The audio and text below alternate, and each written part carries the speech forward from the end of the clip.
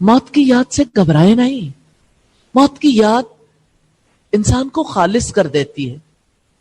اس موت کی یاد نے آپ کی زندگی کو بدلنا ہے.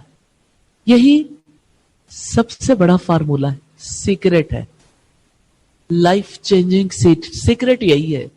انا اخلصناہم بخالصۃ ذکر الدار, بے شک ہم نے ان کو ایک خالص چیز کے ساتھ خالص کیا تھا, آخرت کے گھر کی یاد.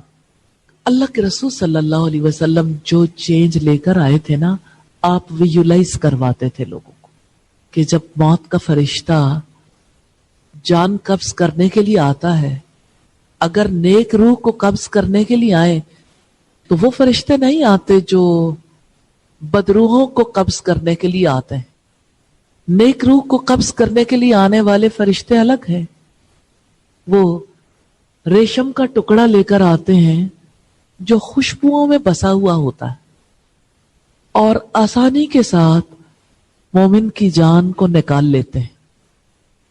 جہاں جہاں سے وہ گزرتے ہیں خوشبو پھیلتی ہے, تو ارد گرد انسان تو نہیں پوچھتے, لیکن جہان میں ایسے اللہ کے فرشتے مخلوقات ہیں جو پوچھتے ہیں کون ہے جس کی اتنی خوشبو اٹھ رہی ہے, کس کو آسمانوں تک لے جایا جا رہا ہے.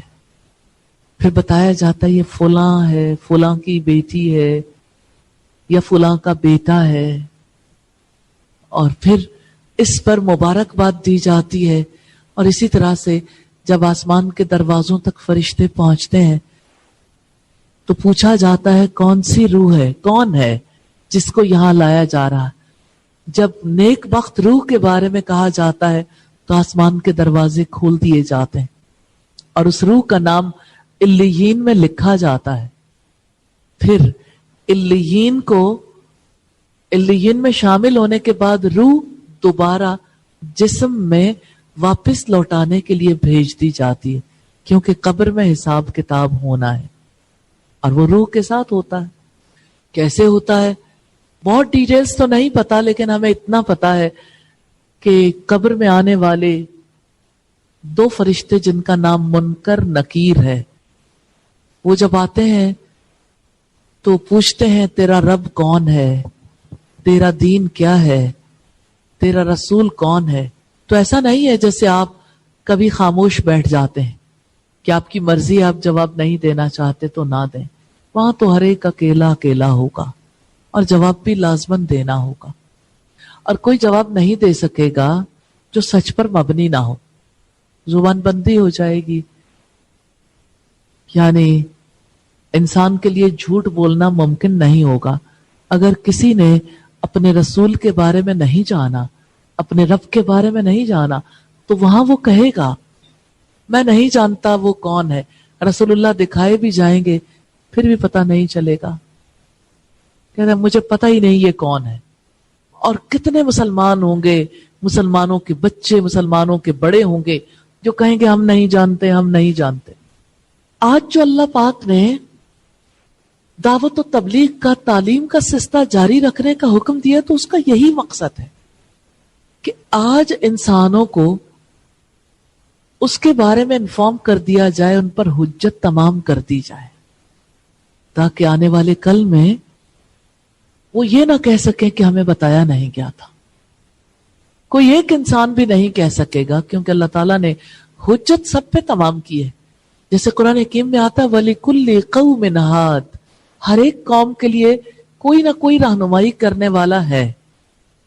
تو ہر قوم کے پاس فرشتے آئیں گے, یعنی ہر قوم سے تعلق رکھنے والے کے پاس ان کی روحوں کو قبض کرنے کے لیے روح آسمان پر جائے گی. لیکن بری روح جس نے زندگی اپنی مرضی سے گزاری, کبھی موت کے بارے میں نہیں سوچا, موت کے بعد کی زندگی کے لیے تیاری نہیں کی, وہ جب آئیں گے فرشتے تو بدبودار ٹاٹ لے کر آئیں گے. اتنی گندی اسمیل ہوگی اور بری روح سے کہا جائے گا نکلو. کوئی کیسے اپنی جان نکال کر کسی کو دے سکتا. پھر جب فرشتے اس روح کو پکڑنا چاہیں گے, روح بدن میں چپتی پھرے گی, اور جب اسے کھینچیں گے تو جیسے کسی کا دوپٹہ کانٹوں بھری جھاڑی میں الجھ جاتا ہے, زور سے کھینچے تو پھٹ جاتا ہے, ایسے ہی روح بھی تار تار ہو جائے گی. پھر اسے کھینچ کر نکالا جائے گا, اور جب فرشتے آسمان تک جانے کے لیے ٹریول کریں گے, اور کرتے ہیں ہر وقت یہ سلسلہ جاری رہتا, تو ہر جگہ اس بری روح کے برے اعمال کی بدبو پھیلے گی. تو ارد گرد والے پوچھیں گے یہ کون بدبخت ہے جس کو آپ لے کے جا رہے ہو؟ پھر بتایا جائے گا فلاں کا بیٹا فلاں کی بیٹی ہے. پھر آسمان تک پہنچیں گے, آسمان والے پوچھیں گے کون ہے یہ؟ تو کہا جائے گا یہ فلاں ہے, فلاں کی بیٹی فلاں کا بیٹا. تو آسمان کے دروازے نہیں کھولے جائیں گے, اس روح کو آسمان سے زمین پر پٹخ دیا جائے گا. پھر پٹخی ہوئی روح جب اللہ کے حکم کے مطابق جسم میں واپس جائے گی, تو جسم میں واپسی کے بعد اس سے سوال جواب کا سلسلہ تو ہوگا. پھر سوال جواب کے سلسلے کے بعد جب وہ ناکام ہو جائے گا تو جہنم کی کھڑکی کھول دی جائے گی. آپ اس کو یوں امیجن کر سکتے ہیں کہ آپ کسی بھٹی کے پاس جہاں کی آگ جہنم کی آگ سے بہت کم ہے ہیٹ میں, اگر کسی بھٹی کا دروازہ کھول دیا جائے اور وہاں سے آگ کی لپٹیں آپ کو چھو رہی ہوں تو آپ کی کیا کیفیت ہوتی ہے؟ تو یہ کھڑکی حشر کے دن تک کھلی رہے گی. اور ایسے ہی جنتی انسان کی کھڑکی جنت کی طرف کھول دی جائے گی, اور ابھی وہ جنت پہ پہنچا نہیں ہوگا لیکن اس کی خوشبوئیں, اس کی ہوائیں, اس کے مناظر وہ وہاں سے ہی دیکھ رہا ہوگا. کتنا ضروری ہے موت اور موت کے بعد کی زندگی کو یاد کرنا, کیونکہ جب ہم یاد کرتے ہیں تو ہمارا ذہن, ہمارا دل اس کی جانب لگتا ہے, ہم سوچتے ہیں, پھر ہم تیاری کرنا چاہتے ہیں. یہ جو سرکشی ہے نا انسان کی, اس کو موت کی یاد کے سوا کوئی چیز توڑ نہیں سکتی.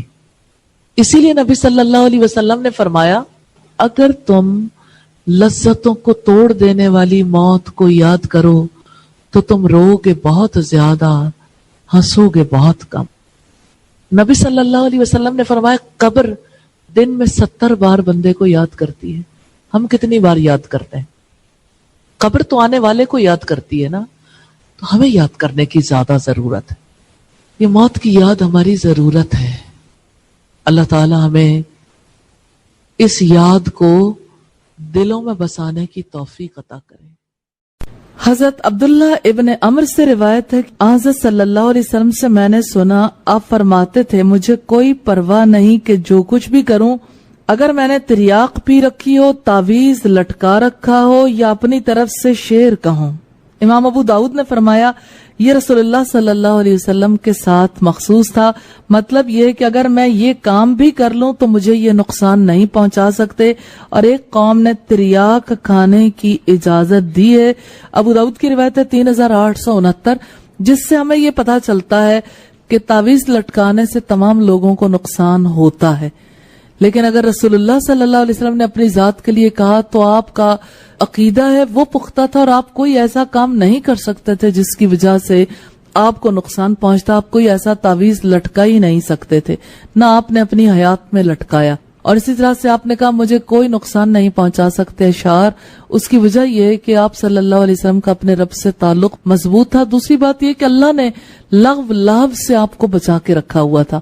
اس کا یہ مطلب نہیں ہے کہ باقی لوگوں کو نقصان نہیں پہنچا سکتے, باقی لوگوں کو یہ چیزیں نقصان پہنچاتی ہیں.